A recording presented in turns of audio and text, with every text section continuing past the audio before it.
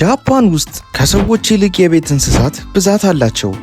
መንገድ ላይ ገንዘብ ብጥሉ ማንም አይነካውም። አንድ ደሴት ላይ ብቻ ድመቶች ብቻ ከሰዎች በላይ ይኖራሉ።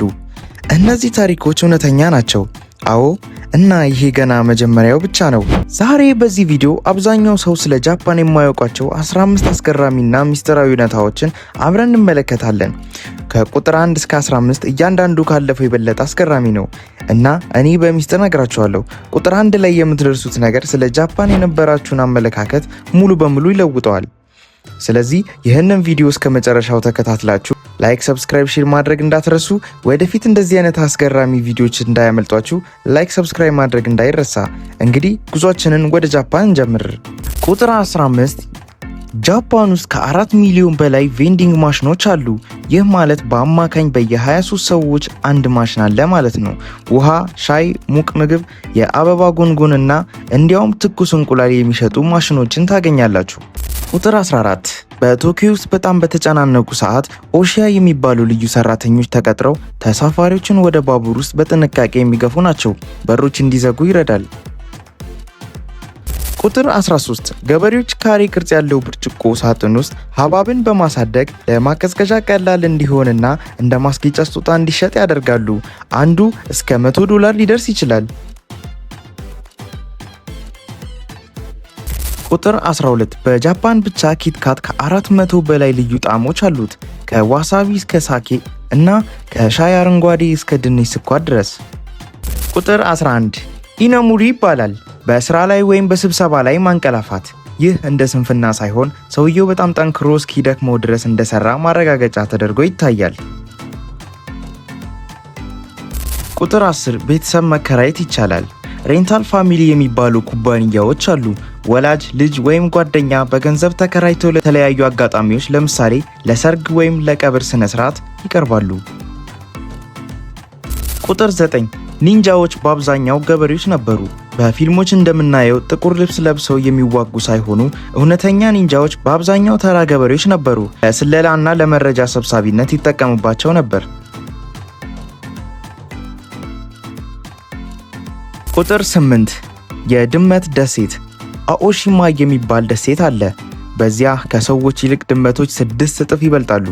ደሴቲቱ በአይጥ ችግር ምክንያት ድመቶች እንዲራቡ ተደርጓል። አሁን የቱሪስት መስህብ ሆኗል። ቁጥር 7 ገንዘብ ጠፍቶ ሲገኝ ይመለሳል። ጃፓን ውስጥ በየዓመቱ በሚሊዮን የሚቆጠር ዶላር ጠፍቶ ወደ ፖሊስ ጣቢያ ይመለሳል። ገንዘብ፣ ቦርሳ፣ ስልክ ወይንም ቦርሳ መንገድ ላይ ብትረሱ ባለቤቱ ሳይነካ የማግኘት እድሉ በጣም ከፍተኛ ነው። ቁጥር 6 በጃፓን ቤት ውስጥ ወይም በተወሰኑ ምግብ ቤቶች ውስጥ ጫማ ማውለቅ የግድ ነው። ልዩ የቤት ውስጥ ጫማና መጸዳጃ ቤት ጫማ የተለያዩ ናቸው። ግራ መጋባት እንደ ትልቅ ስህተት ይታያል። ቁጥር 5 የእንባ ቴራፒ ካፌዎች ወይም የእንባ ማፍሰሻ ስብሰባዎች አሉ። ሰዎች አብረው ሆነው አሳዛኝ ፊልሞችን በማየት እንዲያለቅሱ የሚያደርጉ ጭንቀትን ለማራገብ የተዘጋጁ ኩባንያዎች አሉ። ቁጥር 4 የስንብት አገልግሎት ኩባንያዎች። ስራ መልቀቅ ለብዙ ጃፓናውያን በጣም ከባድ ውሳኔ ስለሆነ ማቋረጫ ወኪል ኩባንያዎችን ቀጥረው በእነሱ ስም ስራ ለቀው እንዲወጡ ይደረጋል። ቁጥር 3 ከልጆች ይልቅ የቤት እንስሳት መብዛት። በጃፓን ውስጥ ከ15 ዓመት በታች ካሉ ልጆች ይልቅ የቤት እንስሳት ውሾችና ድመቶች ቁጥር ይበልጣል።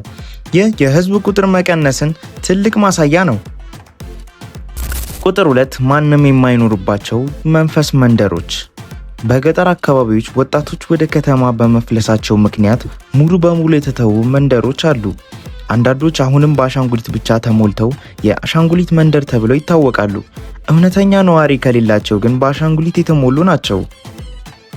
አሁን ቁጥር 1 ላይ ደርሰናል። ትልቁ ሚስጥር ጃፓን በታሪኳ ውስጥ ሙሉ በሙሉ በውጭ ኃይል ተወራ አታውቅም፣ ከሁለተኛው የዓለም ጦርነት መጨረሻ በስተቀር።